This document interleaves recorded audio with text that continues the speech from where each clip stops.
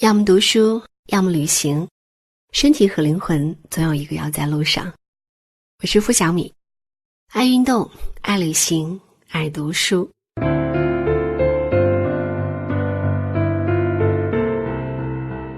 网上刷到一张对话的截图，一对情侣聊天，本是相互惦记叮嘱，男方说了一句父母不听我，然后被女方拉黑了，理由是我妈说了，这时候不戴口罩的父母肯定不讲理，不能嫁。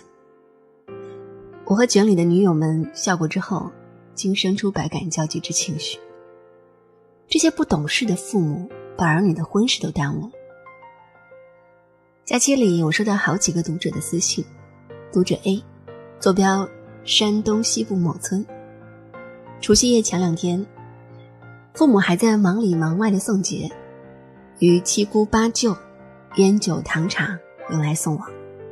A 叮嘱无数次，专家都建议了，网上也发了，就老实待着别出门了，谁家也不缺你们那点东西。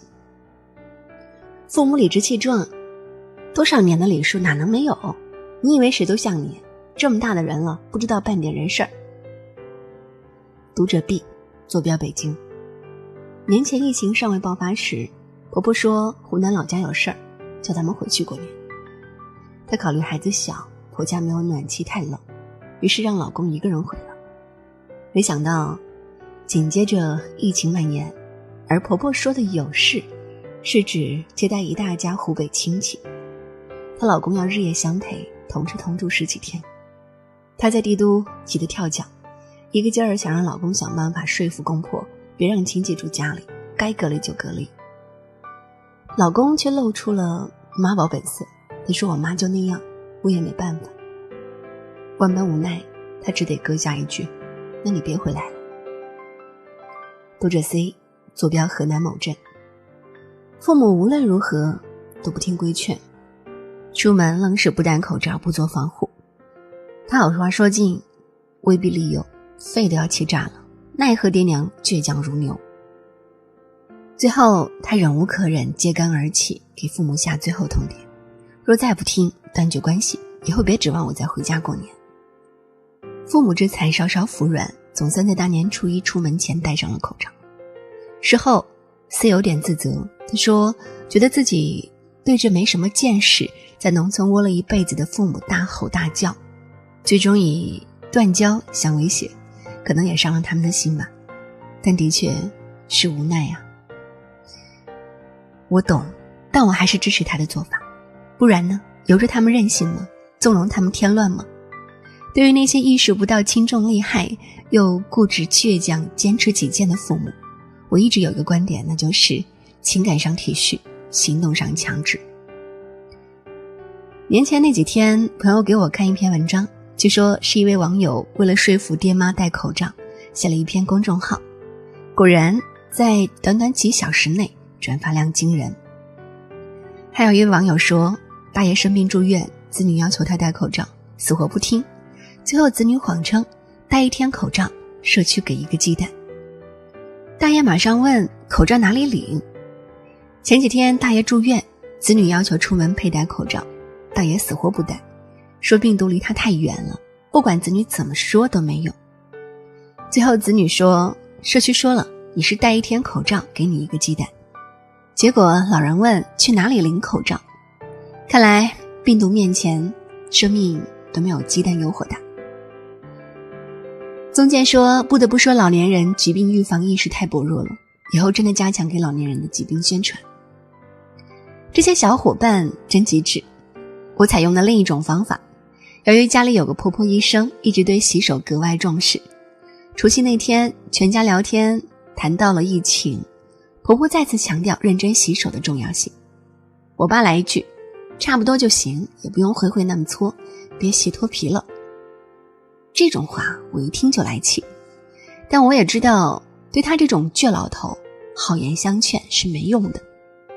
我当即给儿子封了一个洗手监督官，给他的任务是教会老爷7步洗手法，并要到洗手间实地演示，学不会不许放他回家。真是养娃千日，用娃一时啊！这么大的屁孩子，本就好为人师，让他当个小官，手里有个小权，他认真的不得了。儿子当场领命，把他姥爷带到卫生间，关门上锁，在里面折腾了半小时。他姥爷在里头不但从头到尾学会正确洗手，还要通过严格考核。从卫生间放出来之后，还必须写下认真洗手保证书。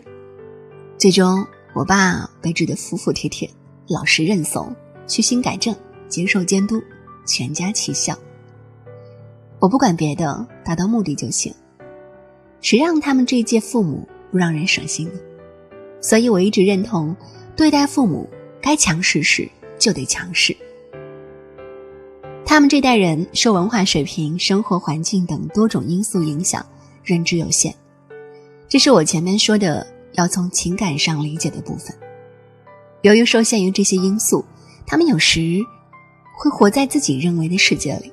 比如病毒离得老远了，根本到不了我们这里，哪有那么严重，你们都是自己吓自己，我这体格没问题，你们不用瞎操心。2018年网上有篇报文，流感下的北京中年，文中有处描述，我至今记忆犹新。作者的岳父感染类似 SARS 的未知强病毒，肺部大面积感染，住进 ICU。东北老家的亲戚到北京帮忙照顾，他特别强调要24小时戴口罩，以防传染。亲戚答不当害。作者写道，作为黑龙江女婿，我现在真是为怕了这句不当害。这话可以解释为没事儿，看大爷我的。再看看现在这些不戴口罩走街串巷的老年人，不也是如此吗？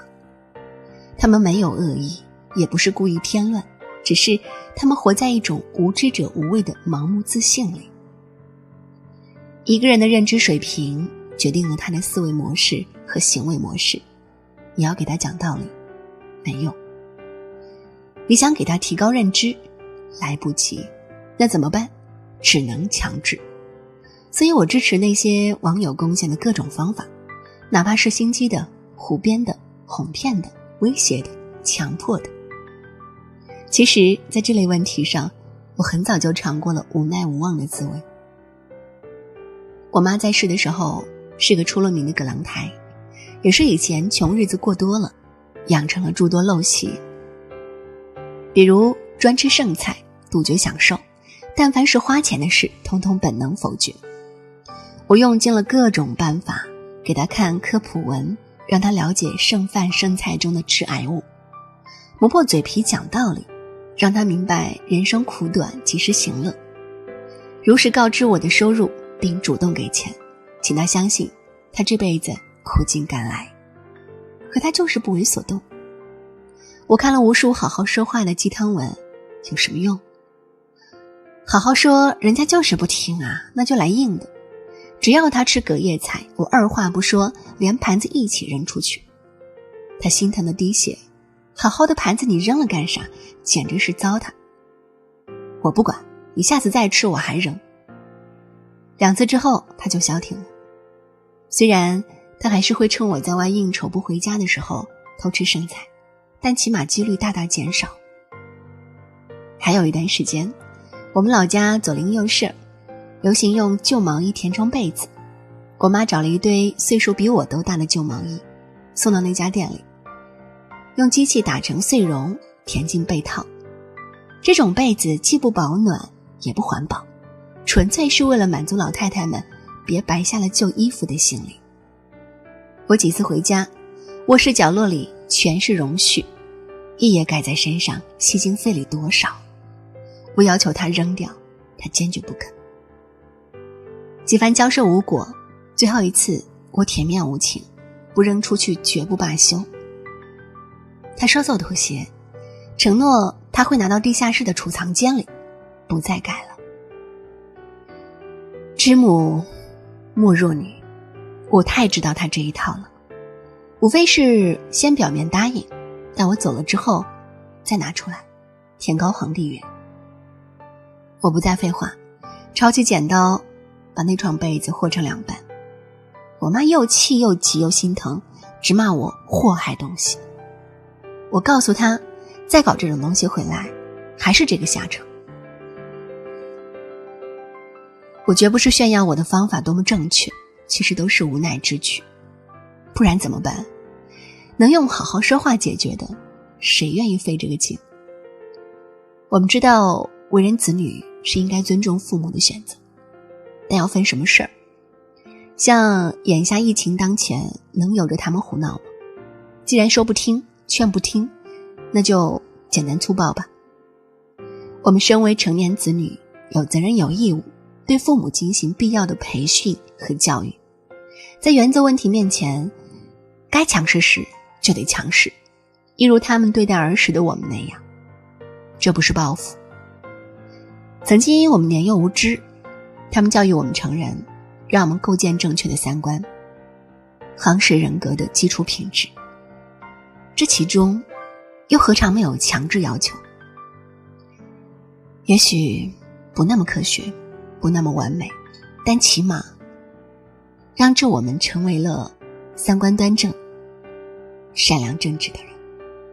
而现在我们也应该责无旁贷，想方设法让他们学会与时俱进，让他们以更文明、更体面的做法融入这个时代，对自己负起责任。所以强势有什么不对吗？粗暴有什么不好吗？先解决眼下问题最要紧，至于其他的，以后再多多科普，循循善诱，动之以情，晓之以理。那是个长期工程，需要我们付出更多的精力、时间、沟通、交流、耐心、陪伴。有时想想，为什么人到中年最难？因为角色最多，任务最重。因为上有难管的老，下有难教的小。我们也要对自己多接纳一点。管那黑猫白猫，能扶老携幼，带着他们向前走，帮助他们变得更有公德心，更有责任感，更与时代相融。这样的你就是好猫。我是付小米，我的个人微信你也可以关注，可以直接搜索付小米的全拼加上数字9就可以找到。